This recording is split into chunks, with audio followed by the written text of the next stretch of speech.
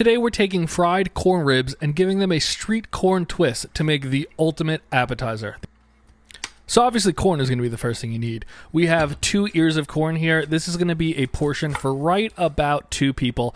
We're going to start by cutting off the tops and the bottoms. We're going to cut them in half at this point, and then you're going to cut them down through the middle stalk or center point of this corn, and we're going to cut them into quarters this way. So that's 1/2 of a rib, and now we're going to cut it down one more time. You're going to need a heavy, sharp knife to do this. It's a real pain, but once you get through all of them, you'll have a real nice portion.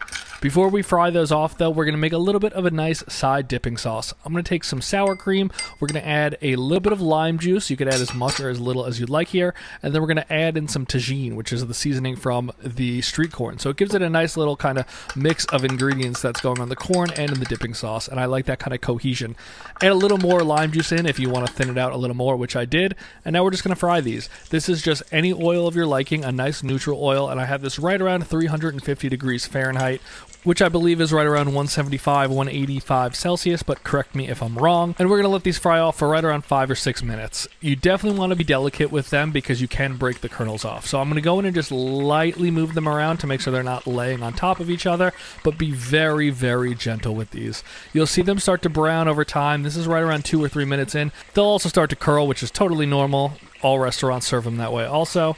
And then we're just going to let them continue doing their thing. Here, they're just starting to get a little bit brown. This is probably a minute or 2 before I pull them out.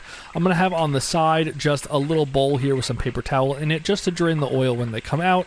And then right there, that's perfect for me. If you want to take them a little further, that's fine. Just know that if you overcook them, they won't be juicy and they'll be very dry. So definitely err on the side of pulling them out earlier than too late. But that's what they look like. They're steaming, they're beautiful, they're curled, but the kernels are still on the cob, which is exactly what you want. I'm going to give them a little kind of dab off just to get that excess oil out. We're going to pull those paper towels out. And now to start assembling these, I'm going to add a little bit of butter just to help all the ingredients stick to the corn.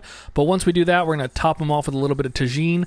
Add as much or as little as you like here. This is just a mixing process. I just go visually. I'm going to add that all in. I'm going to give it a nice little toss just to make sure it's coating it well and evenly. If you want to add more, I did, so I add a little bit more on there. You could also add more at the end. That's totally fine.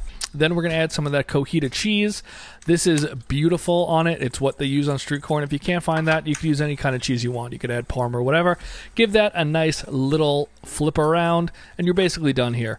That's all you need to do. I'm going to add a little bit of lime right at the end just to kind of coat it. You could add the lime in at any point during this process also. You could use the lime just to completely coat them. The difference is obviously street corn uses like a mayo to kind of bind everything together. For this little appetizer version, I don't think that's necessary. Once I get these on the plate, though, I'm going to pour over a little bit more of all the ingredients that we previously used.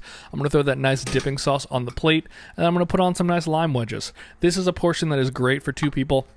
The thing I love about these 2 is they're great for party appetizers. You don't need to sit there with a whole ear of corn in your hand. You just grab a little bite here, you take it, and you just kind of go nicely. But the most important thing is, how do they taste? They look beautiful. They got those little bit of brown bits on them, which will add flavor. They got all those nice ingredients. Give it a nice little dip, and these are fantastic. They're juicy. They're exactly like street corn would taste, but in a much smaller and approachable version. If you don't want to serve your guests an entire cob of corn, this is the way to do it. It's super easy, super approachable, and you could tweak as many of these ingredients as you want. Give these a try. Let me know what you think, but they're delicious.